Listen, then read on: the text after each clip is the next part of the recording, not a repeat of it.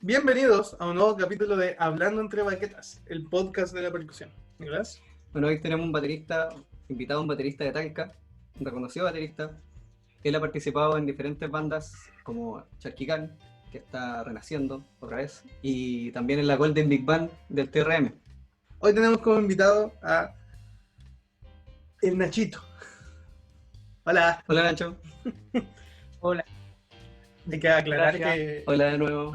llevamos como media hora acá hablando Sí. y no estábamos grabando. Llegamos al toque, ¿cierto? Sí. No tiene filtro. Así que Llevamos como 20 minutos y no se grabó nada. no se grabó nada, fue error de nosotros. Así que disculpa Nacho. Estaba buena la conversa. Bueno, lo que quedó en nosotros, ¿no? No se va a olvidar. Nada. Bueno, lo que estábamos hablando con el Nacho y ahora la idea es que lo escuche más gente. Él nos estaba hablando de su historia, de cómo partió en la música y cómo conoció la batería. Bueno, Nacho, si pudieras repetirlo. Sí, obvio, Sí. obvio. Pueden aparecer detalles de otro y quizá olvidarse otro. Sí. Mira, esto comenzó en mi familia. Fue desde siempre. Desde siempre estaba la música ahí presente. Yo desde muy chico viajando con mis papás a tocar a algún lado. ¿Cachai? Y mi papá tocaba en grupos de folclore, de música andina, y también tenía un grupo de rock, como de rock latino, y no tenían baterista y pues, funcionaban con las pistas del teclado. Y era música propia, era súper interesante. Eran letras muy buenas. Y los empecé a acompañar ahí. Empecé a seguir las pistas del teclado.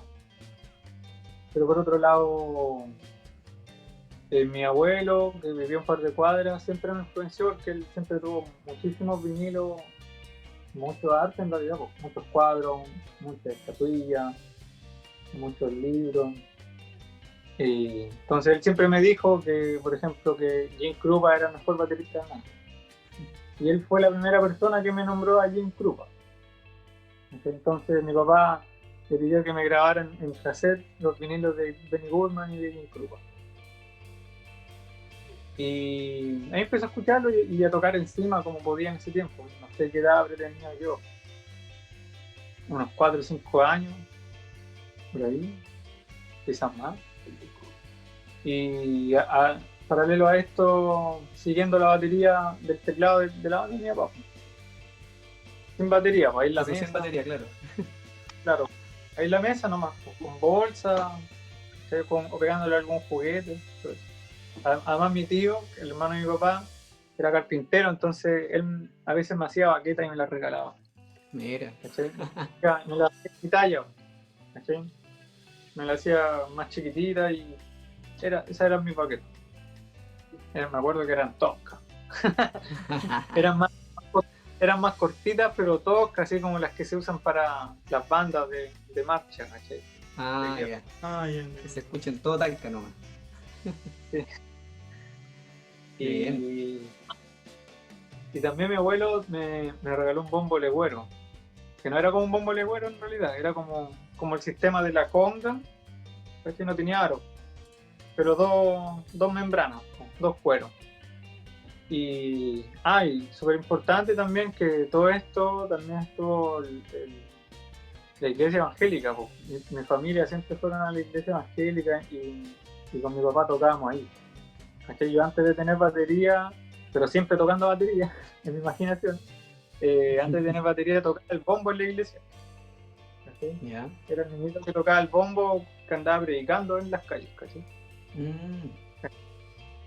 Y paralelo a esto estudiaba batería. Tuve mi primer profe como a los 7 años, el Vladi, que ahora tiene un local de pizzas, que tengo que decirlo. Sí, sí. Pizza, Vladi Pizza, o Pizza Vladi, búscalo en Instagram, son súper ricas. Y él me enseñó lo básico de la teoría, de la lectura.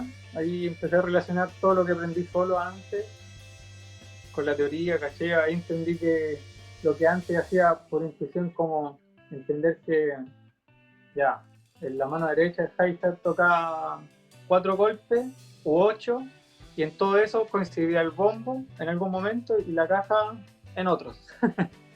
¿ya? Claro. Después lo uní y entendí que esta mano hace corcheas, la caja en el tiempo 2 y 4 y el bombo en el 1, ¿cachai? Cosas así. O en el 3 y en la segunda corchea del 3, por darle un ejemplo. Entonces eso primero lo aprendí por intuición. ¿Cachai? Y fui escuchando música, ¿no? Yo escuchaba música y me ponía a tocar. Y el primer año que estuve con este profe fue sin batería. Entonces, para mí, ir a las clases era la posibilidad de 1 hora a la semana poder tocar batería. Y el resto de la semana tocaba el bombo legüero en la iglesia o en la casa, pero el bombo lo tocaba como batería. Ya. Que tenía un bombo, una baqueta con mazo, como mazo, y la otra era una baqueta de batería. Entonces le pegaba en medio como si fuera el bombo, y el otro le pegaba en la orilla así como un rincho, como un rincho de timbal. Ya. Y esa era la casa. Entonces me acuerdo que tocaba, por ejemplo, en vez de tocar tum, tum, tum, tum, tum, ¿cachai? Tocaba tum, ta, tu, tum, ta, tum, ta, tu, tum. No tocaba bombo, pues tocaba batería. Claro. ¿Cachai? Es como lo que se tiende a hacer ahora con el cajón. ¿Cachai? Eso mismo. Bueno. Entonces, después tuve batería, después de un año y... ¿Qué batería? Una Maxton. Maxton roja, me acuerdo. Gigante. 12, 13, 16, 22. Y tenía un RAID muy viejo, muy viejo. Ahí encontramos la marca. Sí, lo encontré, lo busqué recién. Y, ¿Tarachi? y misterioso tu raid porque solo hay una referencia así como en todos lados. Si tú lo buscas, hay una buena referencia que es una tienda que vende uno usado en Estados Unidos. Pero no tienen página, no... creo que está relacionado con la marca Soulton porque son de la misma ciudad. Hay una ciudad que se llama Karachi que está en... Déjame te lo confirmo por aquí. ¿Cuánto valdrá ese plato ahora? Claro, en Pakistán. En Pakistán. Pakistán. Así que Por si ahí alguien está. tiene ese plato, Así que bien raro el plato del Instagram, como creo que ya no lo hacen y ya no existe. Así que ahora valdría. lo que estaba contando. Sí. Sí, me acuerdo que me decían de repente Nacho Karachi. ¿Quién me acuerdo que me refiero a eso? El Nacho Pailamilla, el tecladista. Es que con él tenemos una historia súper similar. ¿Cachai? Después cuando hay un podcast de pianistas de Argentina, te va a entender. Y con él nos conocimos, ¿cachai? Y seguimos tocando juntos hasta la Big Band, la Golden Big Band, ¿cachai? Y todavía nos seguimos relacionados y seguimos creando ideas, ¿cachai? Y somos súper amigos. Qué buena. Con él tocamos de chico ahí. ¿En la iglesia? ¿En la misma? No en la misma, en otra. Él era de otra. Ah, ya. Es que el mundo de la iglesia evangélica es otro mundo adentro. ¿Cachai? Es como ahí adentro hay un subambiente de músicos. ¿Cachai? Entonces, en el tiempo que tuve la batería, que en realidad todo primero en mi casa y era súper difícil tocar ahí, ¿cachai? Mis papás trabajaban todo el día y con mi hermana quedábamos solos. Entonces yo en la tarde lo único que hacía era armar la batería porque era el momento de poder armarla y me ponía los audífonos y tocaba la música que había en la casa.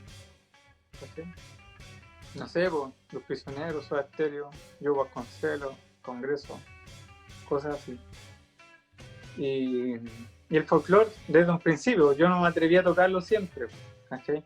Uno como infantil quizás pensaba, no son tantos instrumentos, entonces quizás no es tan entretenido. A mí me llamó la atención la batería en un principio por lo majestuosa que es, en el escenario. ¿Sí? Y después cuando intenté tocarla entendí todo. Y mi papá me dio las primeras directrices. ¿Sí? Me dijo, no, ese tambor grande que está ahí se golpea con un pedal y suena. El que suena así, el que suena grave, gordo. ¿Sí? Él me dio esas directrices. Y ahí entendí. Entonces en la casa, como vivíamos en una media agua, golpeaba el suelo y sonaba como un bombo porque era un suelo de madera y vibraba toda la casa. Y me encantaba. y después la batería fue para la iglesia y ahí podía practicar calete. La batería también tenía armada, pero por otro lado también llegó el diablo a la iglesia y me encontré con otros límites. ¿Cachai? En mi casa estaba el límite del espacio, y además en una población donde vivían todos hacinados, pero la iglesia tenía espacio, pero no podía tocar toda la música que a mí me gustaba. Claro. ¿Sí? Entonces ese tipo de cosas. O sea, está la gran oportunidad que siempre va a ser rescatable de que las personas de población que se puedan acercar a la música y gracias a la iglesia evangélica. Y yo creo que eso en la historia de Latinoamérica o del mundo sigue sucediendo, y si no sucede, muchas personas no se habrían acercado a la música, ¿sí? O a la teología, o a la filosofía, o al judaísmo, y de ahí a otros temas que creo que son súper importantes, porque dentro de lo que se llama el cristianismo no es solo el evangelio, ¿sí? Se entra a una infinidad de cosas y creo que son súper interesantes y a todos nos sirve mucho. Claro, y aparte músicos que nacen de ahí, de la iglesia, yo creo que el 90% de los músicos que conozco o partieron en iglesia evangélica o su familia. Una buena forma de comenzar, aparte que se incentiva también, ¿cachai? No es como un tabú hablar de música o ser músico, ¿cachai?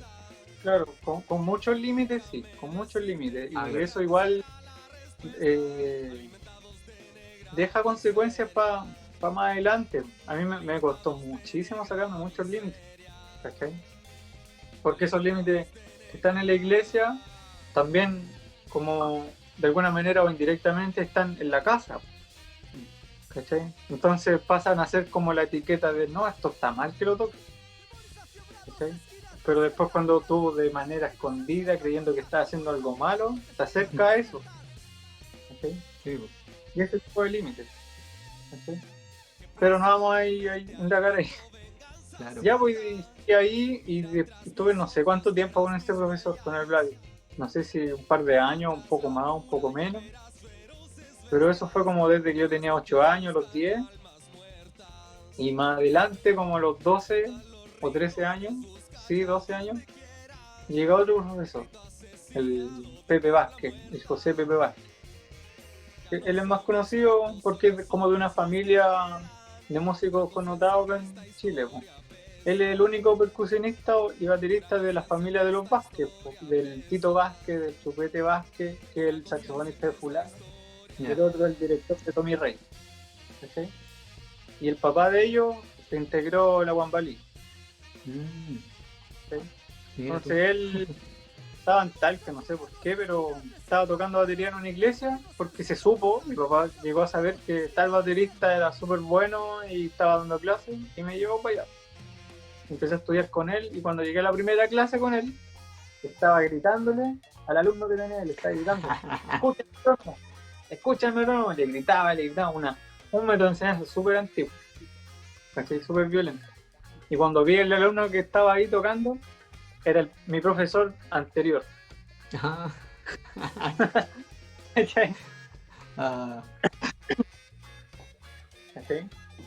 Y todavía me acuerdo de lo que él estaba enseñando. Y ya, pues después venía yo y ahí empecé otra historia. Ahí conocí más la rigidez de como un método clásico, por así decirlo, para estudiar batería, porque él estudió percusión en la Chile. Él estudió percusión en la Chile, no sé en qué tiempo, en los 70 parece, y claro, tuvo problemas en esos tiempos, estuvo detenido, y quedó con secuelas. Y la historia de Chile, están todos nosotros, están en algún integrante de nuestra familia, todo eso. ¿Ya? Pero se quedó en la batería y me enseñó un montón. Por ejemplo, gracias a él conocí el songo. ¿Cachai? Gracias a él conocí las congas. ¿Cachai? Él me enseñó a tocar son. ¿Cachai? Los timbales, los patrones de cáscara, de campana, de contracampana, el bongo, las congas. ¿Cachai? Él nos dijo, para tocar esto en la batería, tienes que primero tocar conga, bongo, timbal. Así de simple. Y era súper entretenido. De repente los alumnos que les interesaba este tipo de música, él hizo como un taller uno tocaba conga, otro timbal, otro bongo, y nos íbamos rotando. Claro. ¿Sí? Y él me iba gritando, tocando la clave. Esto no sé, ¿en qué año habrá sido? ¿2001? ¿2002? Por ahí. Igual es harto. Sí. Yo tenía 12 años. Sí. Y ahí aprendí todo un universo aún más amplio. Él me hizo leer el libro de Jim Krupa. Con él llegué a estudiar el libro de Jim Krupa. ¿Sí? Los solos de tambor y todo eso. Y es súper bueno ese libro. Yo creo que siempre lo recomendaría. ¿Okay? Para estudiar. Hay que ponerle el contexto musical, no ese es el problema. Tipo, ya, y ahí en ese periodo de mi vida, como yo estaba ya entrando a la adolescencia, y yo tocaba batería en la casa. O sea, a veces la batería salía de la iglesia porque me aburría y la llevaba para la casa y la armaba en el patio. Y un día llegó alguien a la casa, dijo aló, y habló con mi papá, y después mi papá me dijo, oye, ¿quieren que toquen un grupo de rock? ¿Sí? Y le dije, qué bueno, ya, pues, ¿y cómo quieren ensayar? Ya, ¿y dónde ensayamos? Aquí, pues, ya ensayamos en la casa, y no era cualquier grupo de rock, porque querían tocar temas de Los Miserables, de Fiscalia Dog, de Rage Against the Machine, de Green Day, sí, pues. Entonces esa fue la primera banda en la que estuve. ¿Cachai? Bueno. Y a la vez tocaba la iglesia. Entonces era como alguien, muy sucio. Muy sucio. Pero yo sin ese juicio, po. Pero en el inconsciente, en el subconsciente sí, porque como que alguien me decía, no debería hacer esto porque no es música que me dejan tocar acá. Claro. ¿Cachai? Y ese tipo de cosas. Yo tenía 12 años y toqué un par de noches, así varias veces en tocatas de punk, ¿sí? De esos tiempos, pero temprano, porque yo era niño, era chico y mis papás no me dejaban salir a tocar. ¿Sí? Además en esos tiempos no existía el control legal que había después. ¿Sí? Y ahí conocí la música, otro mundo de música, el punk, el hardcore, el rapcore, todo eso. Sí, pues entonces, yo también conocí con Cicatriza, weón, me acuerdo. Eso era thrash metal. Como sí. Thrash, ya. Como yo tenía como 18 años. 17, 18, 19 años. 2008, 2009. Por ahí. ¿Sí? Y por eso era thrash. Sí, pues. Sí, pues ya estamos llegando. Y claro, ahí empecé a tener como puros grupos de rock. ¿Sí? Porque como era súper escaso los bateristas, banda que quería existir, me llamaba. Claro. Y para mí entretenido tocar. Porque me gustaba tocar. Porque era entretenido. ¿Cachai? Pero por otro lado me empezaron a resonar las letras de las canciones. Entonces, claro, este contenido, hasta el día de hoy, siempre me voy a sentir identificado con eso. ¿Cachai? O sea, mira la historia que te estoy contando. La población donde vivía se llamaba Luis Emilio Recabarren y en el 73 pasó a llamarse Sargento Daniel Rolleo. ¿Por qué será? ¿Cachai? Y entonces, sí, pues yo soy Quiltro. Siempre me he definido así, Quiltro. Y en realidad yo creo que acá todos lo somos. ¿Cachai? Si ustedes son percusionistas de escuela clásica y... hablando de Quiltro. Hablando de Quiltro. el Mike ahí se le da por la de Ustedes estudian o son percusionistas clásicos, por ejemplo en Argentina o en Uruguay o en Brasil o en Perú. Tú llegas a estudiar cualquier carrera formal de percusión y lo primero que tienes que estudiar es el folclore propio. Entonces acá en Chile nos damos cuenta que hay una colonización cultural súper gigante, muy, muy, muy gigante, ¿cachai? Entonces me empecé a ir por la música latina y bueno, en mi casa mi papá siempre escuchando jazz fusión, Yellow Jackets, Chick Corea, todo ese mundo, Miles Davis, Jaco, y todo el folclore siempre, y Latin Jazz también, pues me acuerdo que estaba con mi profe, mira, la escena que me acuerdo, es súper importante para mí, estaba mi profe en mi casa, estaba toda mi familia, pues mi hermana, mi mamá, mi papá, mi profe, el Pepe Vázquez, y llega mi abuelo, el mismo de los vinilos, de los cassettes, de la biblioteca, todo. Y mi papá había llegado de Blockbuster y llega con la película Calle 54. ¿Cachai?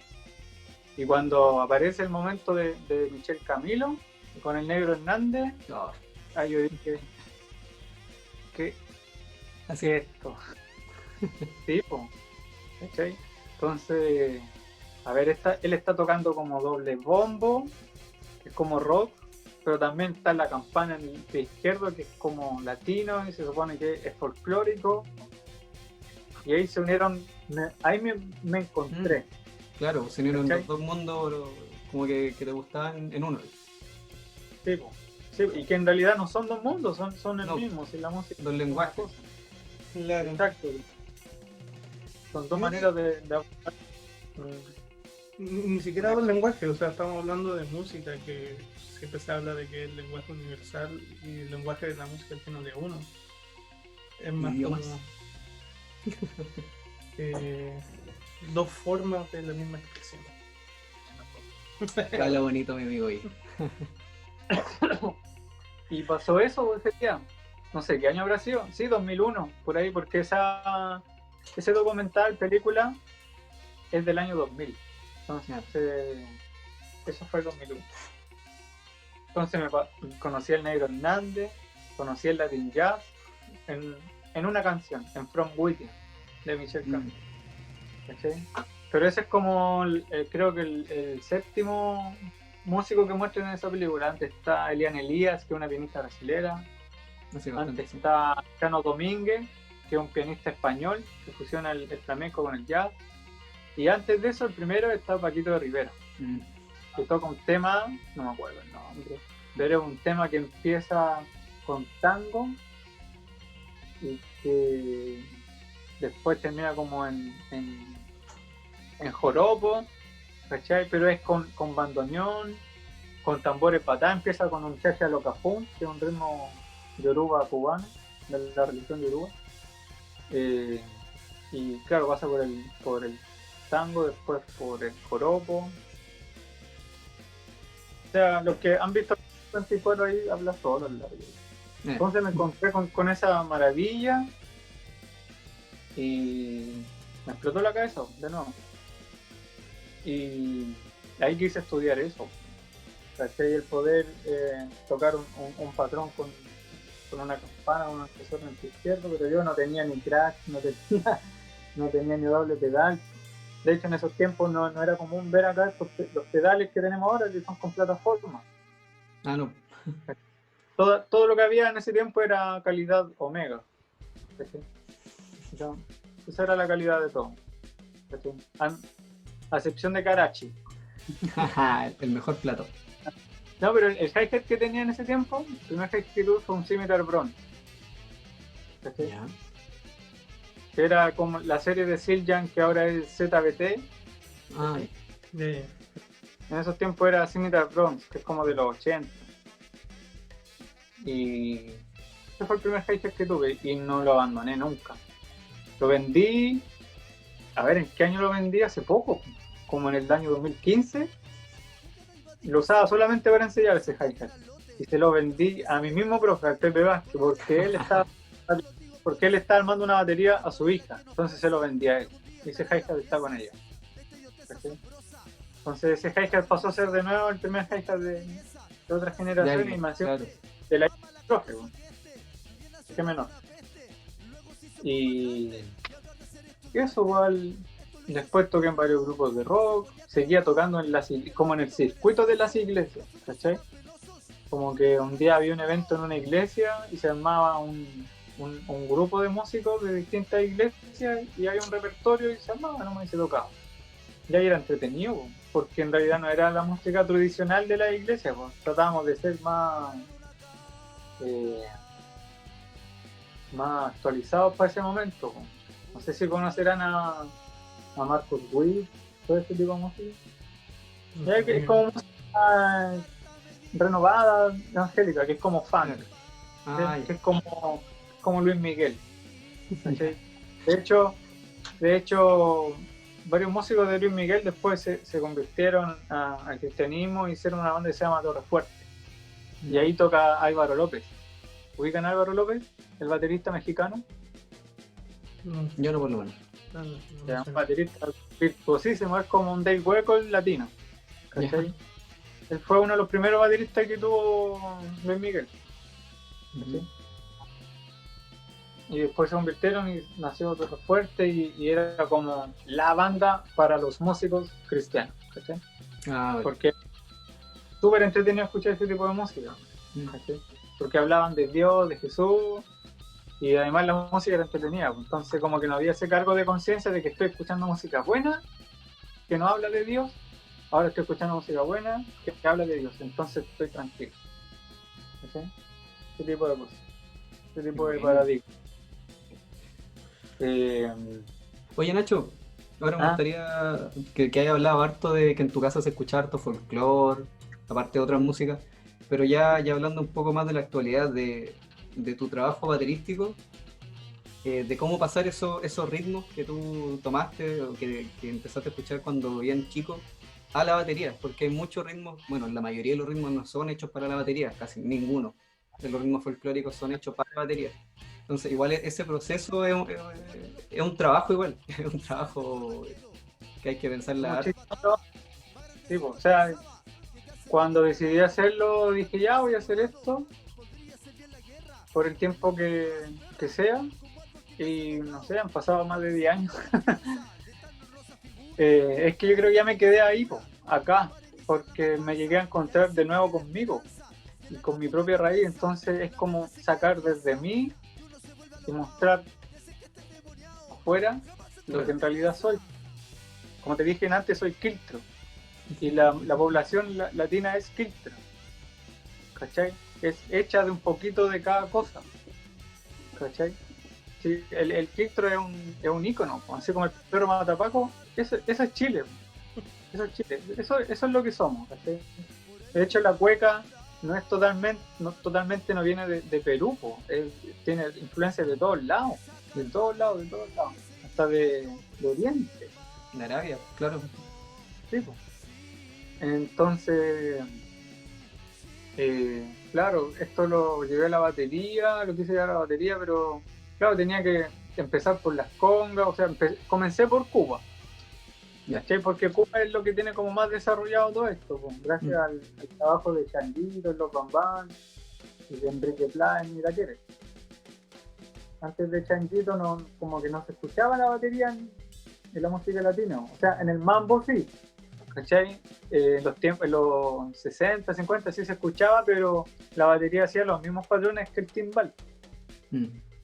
¿Cachai? El mambo en la batería se tocaba con el patrón de cáscara en el ride, en la campana. Yeah.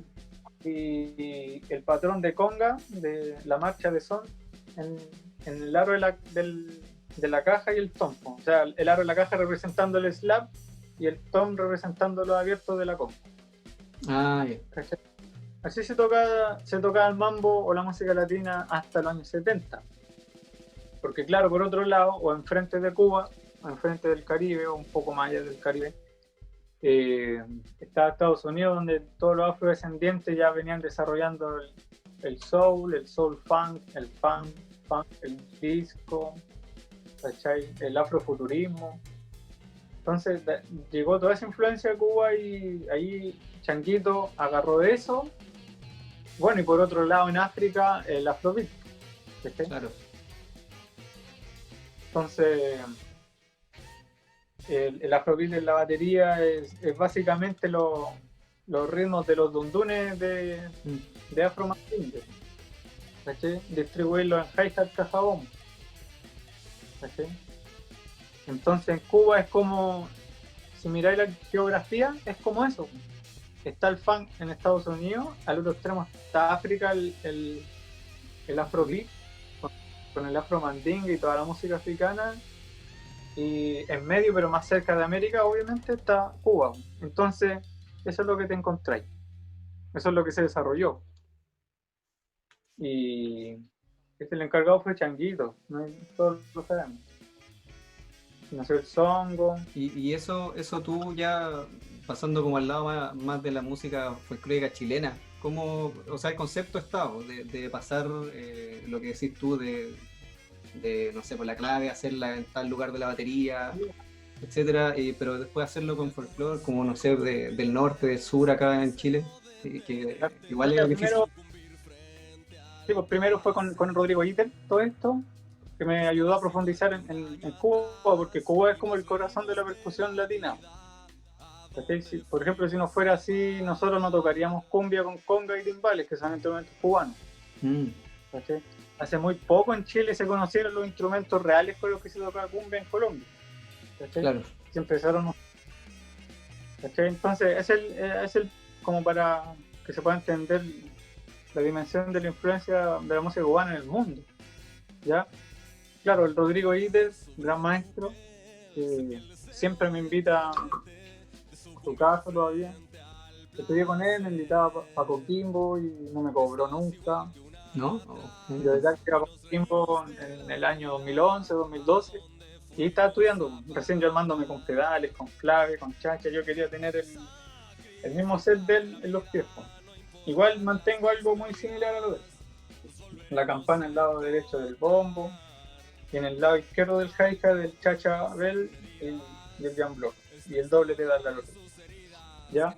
Pero claro, empecé ahí, que es súper importante, es como lo fundamental para hacer cualquier cosa en música latina desde la batería es ir a Cuba.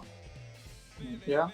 Pero después dije, no, ahora tengo que crear lo mío y voy a empezar por acá. Entonces empecé a buscar información y me acordé de la música peruana porque mi papá ponía música afroperuana. A Eva Baillón, a Susana Vaca, ¿cachai? Y mi abuelo también pues escuchaba harta música peruana. Bueno, y Tijimani también son como uno de los pioneros que empezaron a tocar música afroperuana acá en Chile. ¿Cachai? Samba Landó, por ejemplo, es un landó afroperuano. ¿Sí?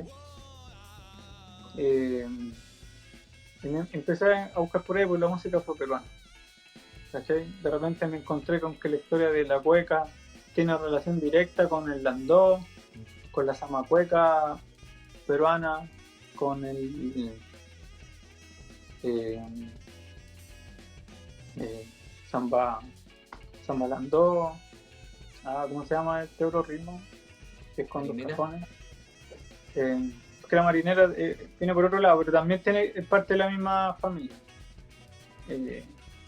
Toromata, el toromata. Con dos cajones, porque un cajón toca el patrón de landó y el otro el patrón de zamacueca. Ya. Entonces intenta pasar eso a la batería. Eso lo hice con un tema de Cherky Khan que se llama Color Bajo Bantú o Landó, no, Color Bajo Bantú. Sí, porque en ese tema traté de plasmar la historia de Landó. Empiezo tocando el patrón de Landó y después termino tocando como una especie de drum and bass sobre el landó. ¿Sí? Como en términos baterísticos, pero da lo mismo. ¿Ya? Entonces, esas son las posibilidades con las que me encontré, por ejemplo. ¿Cachai? Y el caso de la batería en la cueca chilena es simple, el tormento en el hi-hat y el bajo del cajón o del bajo en el bombo. ¿Cachai? Pero al llevarlo, a tratar de desarrollarlo más la batería, puedes tocar, claro, el patrón de tormento en el right, las palmas en el pie izquierdo y el pandero que varía mucho en la caja. ¿Okay? Y el bombo que son varios patrones, es un lenguaje, si uno profundiza te encontré con un lenguaje. Es súper entretenido. ¿Cachai? Y bueno, además mencionar a Gabriel Parra, al Kilo González, que ahí está la escuela de la batería chilena. Claro, y Latinoamérica desde también. desde los ritmos chilenos. ¿Cachai? A mí me fascinó cuando vi a Gabriel Parra en el Festival de Viña tocando Corre que te pillo. ¿Cachai? Tocando con timbales sinfónicos, un festejo afroperuano. ¿Lo has visto? Sí, lo tengo ahí ¿Cachai? antes de dormir todos los días.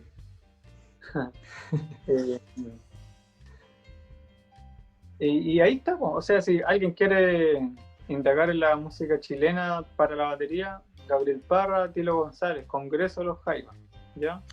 Pero claro, yo quise ir un poco más allá, pues.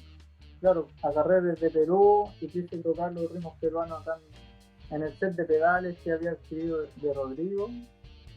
Y claro, hacía el patrón de campana de festejo en el pie derecho, en el pie izquierdo con la punta del pie izquierdo manteniendo en negra con puntos, y ya que estamos hablando de 2/8, el pie izquierdo.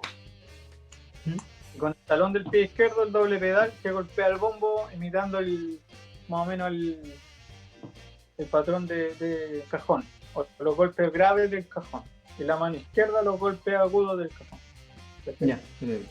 Mano derecha más o menos va por el güiro, porque se usa güiro en el festejo, ¿cachai? Que puede ser un alcaide, y el bongo, ¿cachai? ¿Ya?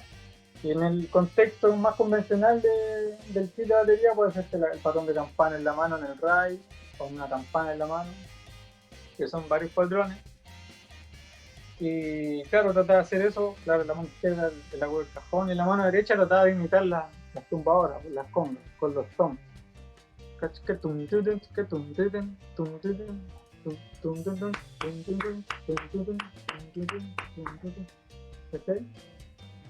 Y de ahí empecé a crecer, por eso lo plasmé en certificado una canción que se llama Festejo, canción de despedida.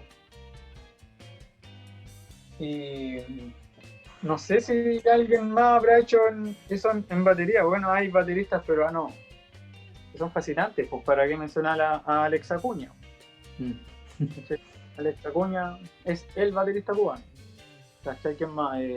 Hugo Alcázar, como baterista de jazz. Hay un sexteto que se llama Gabriel Alegría, de Perú, que es jazz afroperuano. Súper entretenido, súper entretenido. Bueno, ahí hay harto. Bueno, sí. O sea, principalmente en el folclore, pero están estos grupos de jazz. ¿Qué más? César Peredo. César Peredo es un flautista peruano. Y claro, eso de repente, antes que se me vaya la idea, no escuchar solo bateristas para desarrollar el folclore, ¿cachai? No sé, algo que... Mira, o sea, buscar el lenguaje como eso. A mí me pasó por lo menos que estaba cuando tuve que tocar una cueca, quise tocarlo lo más puro, entre comillas, o lo más campesino, campestre, y empecé a escuchar canto a lo humano y canto a lo divino, ¿cachai? Solo guitarra, entonces, pero el ritmo está, ¿cachai? Y eso, entonces no... Aparte de escuchar bateristas, escuchar música, la música en general. El ritmo puede estar en cualquier instrumento en general. Hay que profundizar. Sí, claro, como baterista o percusionista hay que buscar el lenguaje rítmico, ¿cachai? O el swing, ¿cachai? Porque el swing es todo, ¿cachai? Más allá de tener conocimiento teórico, porque el swing que tiene la cueca está como entre el quintillo de Blanca y el mundo ternario. Ahí está la cueca, ahí baila la cueca. Y ese es Chile, o esa es la cueca chilena. Y si escucháis cueca argentina, boliviana o zamacueca o marinera peruana, no está ese swing, ¿cachai? Y el patrón puede ser el mismo, pero no está ese swing, ¿cachai? Ese saborcito de acá. Y eso es súper entretenido, ¿cachai?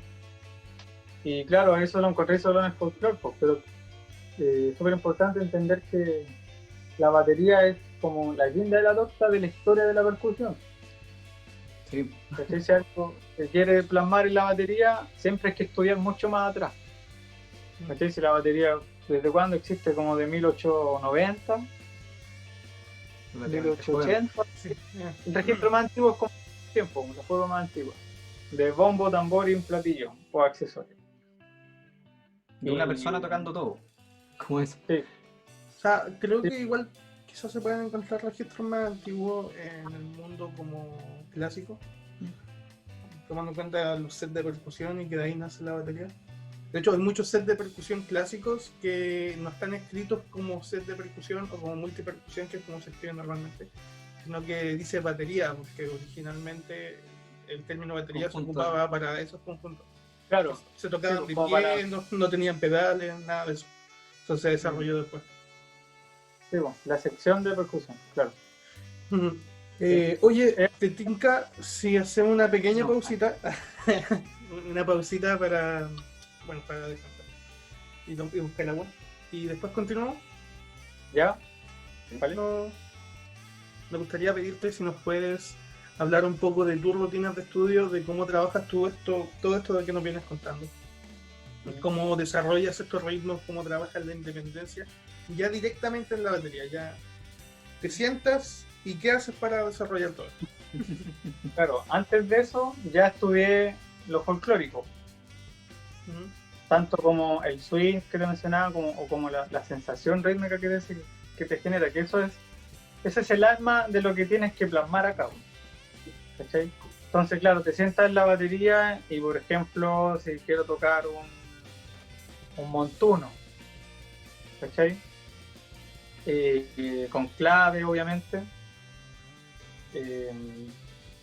Bueno, esto yo empecé estudiándolo fijándome en los conjuntos irregulares, ¿cachai? O un poco más básico que eso podría ser el stick control, ¿cachai? Ir tocando muy lento la clave en el pie, en cualquier pie,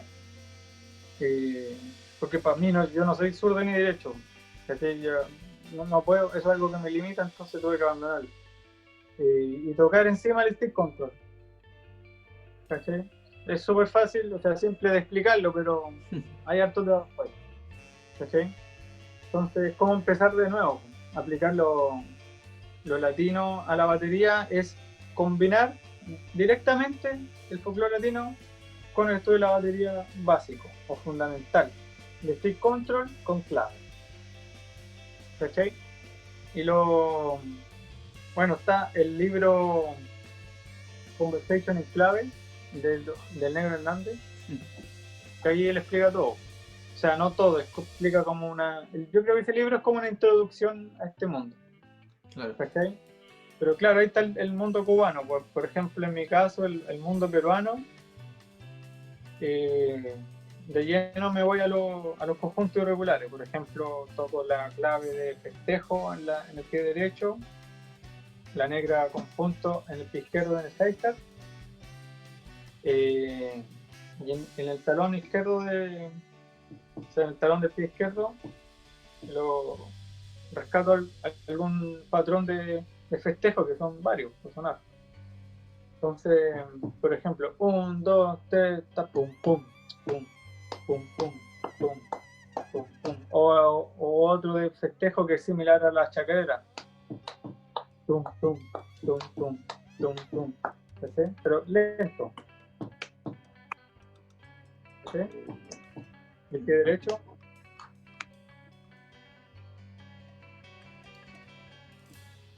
¿Sí? Y las manos, no estoy en ese mundo. ¿Sí? Empiezo a tocar como si estuvieran en 4/4, ya que estoy abajo en 12/8, empiezo a tocar negras. ¿Sí? Ta, ta, ta, ta, ta, ta, ta, ta, ta, ta, ta, ta, ta, ta, ta, ta, ta, ta,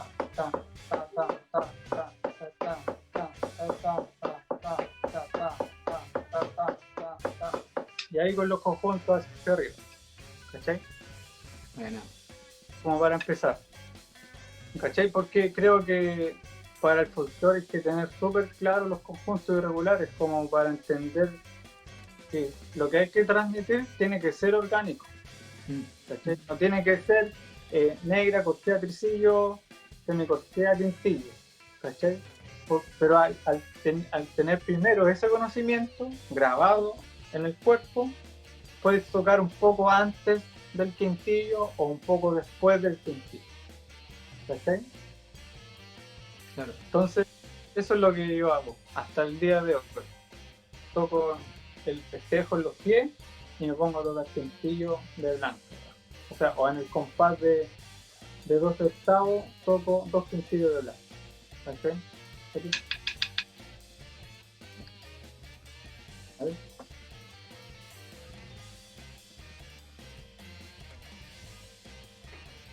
Quintillo y 6 ¿sí? O sea, 12 y 10. ¿Ya? Porque si se dan cuenta, si escuchan festejo, la percusión está ahí, un poquito para adelante y un poquito para atrás, en el pulso, en el groove, pero toda la sección junta, obviamente. ¿Cachai? Y eso es lo que a mí me fascina de la música latina, eso me fascina. ¿Cachai? Y lo mismo, hacer lo mismo en estos quintillos, por ejemplo, con flam. ¿Cachai? O no todos flam.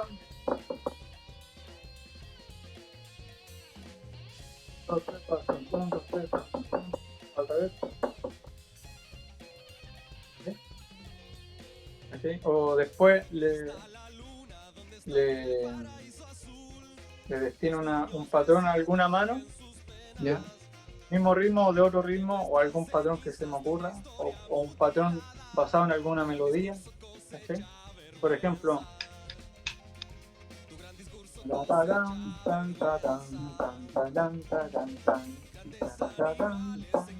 y acá en la otra mano voy con este mismo cintillo, ¿cachai? Quitándole golpes, tomándole golpes, ¿cachai? Así. Sí, pero en mi caso, ahora me estudio haciendo música, ¿sí? No practicando ejercicios. ¿Sí? O sea, los ejercicios ya los incorporo a mi intención de hacer música. ¿Sí? Por ejemplo, si me pongo a tocar con clave una rumba, me pongo a frasear una melodía que se me esté ocurriendo. ¿Sí? Y no cantidad de golpes, cantidad de tricillos o cantidad de sencillos. ¿Sí? Primero prefiero pensar en música porque creo que es orgánico. ¿Sí? Y se me ha hecho más entretenido. Bueno, hemos madurado. En un principio uno piensa en cantidad de golpes, pero después entendí que no, porque hay que transmitir música. Bueno. Y eso, pues, empezar con el stick control, con clave del principio. También te mencioné el libro del Negro Hernández, también está Jimmy Brandley, que tiene un libro también Antonio Sánchez. Y acá en Sudamérica hay libros de candombe, por ejemplo. ¿Ubican el candombe? Sí. El candombe uruguayo también con clave. También hay algo muy similar a lo que se ha desarrollado en Cuba, que se ha desarrollado acá en Uruguay, con su propia música, con el candombe. Es súper entretenido el candombe. Hace poco grabé un tema en el disco de un bajista de acá de Santiago, del Chami Maluenda. Yeah. Me pidió grabar el tema que lleva el nombre de su disco. Y él hace jazz fusión, pero me pidió que lo hiciera electrónico, la batería. Y a mí la melodía me sonaba mucho a murga y candombe. ¿Cachai? Entonces el beat de la batería lo hice basándome en candombe. ¿Cachai? Tum, pa, tum, pa, tum, tum, pa, tum, tum, pa, tum, tum, ca, tum, tum, ta. Y el hi-hat detrás. ¿Cachai? Entonces, para mí es fascinante porque ocupo las herramientas del trap y nunca me alejo del lenguaje folclórico. Y eso lo decodifico en un beat. ¿Cachai? Claro. Entonces, si uno tuviera estos límites de no, yo toco jazz, yo toco folclore, yo toco música clásica, y no toco trap o no toco reggaetón, porque no sé por qué. O sea, ahí yo creo que el tema que más molesta ahí son las letras de las canciones, ¿cachai? pero musicalmente con todas esas herramientas se puede hacer mucho. Sí. Muchísimo, porque no deja de ser música. Y si yo quiero aportar algo evolutivo, puedo ocupar varias herramientas de ahí y entregar a través de la letra otra cosa. ¿Cachai? Escuchen el disco de Sammy. ¿Cómo? Escuchen el disco de Sammy Maluenda. Ya, pues, ahí envíalo para cachar y cuál es el tema ese. Sí, pero para que la gente lo escuche. Sí, pues. ¿Okay? Sammy Maluenda. ¿Qué más? Bueno, yo creo que estamos cerrando ya para que... Ya que está ahí un poquito... un poco ocupado y que... El Mike que te entrar. El Mike está saltando la puerta, la está golpeando así, con todas las ganas de entrar. Es de este porte, así que no la va a botar nunca. Pero... bueno, oye, Nacho. Muchísimas gracias. Muchísimas gracias por estar con nosotros hoy día. Costó, pero se logró. Sí, lamentamos el error del principio que fue como media hora perdida. Sí. Pero muchas gracias. Muy agradecido porque todo este periodo ha estado súper lejos de tocar con personas, de hacer música. He tenido que tocar aquí grabando o grabando donde el amigo, que es lo que se puede. Pero hablar de todo esto y que me digan que le interesa, para mí es un honor. Claro, y compartirlo con más gente. Que gracias. Eso es lo importante. Y bueno, hago clases online. Sí, eso, con 15 segundos. No le tengo miedo al coronavirus. ¿Ya? Y espero que los que quieran estudiar batería conmigo tampoco le tengan miedo a algo que en realidad no sé. Ahí lo dejo nomás. Eso, gracias chiquillo y bueno, por Nacho. este espacio, por aportar de esta manera a la música de la región. Oye, Nacho, ¿podrías dar de nuevo como tus datos para que te contacten si quieren tomar clases contigo y esas cosas? Donde estáis tocando y lo que Sí, sea. sí. Son tus 15 segundos de fama. Ahora volvió a renacer Charquicán, es otra formación que está súper entretenida. Estoy con mi banda también, La Monona, de Curicó, que pueden encontrar en Instagram, La Monona. Tenemos un tema en Spotify que se llama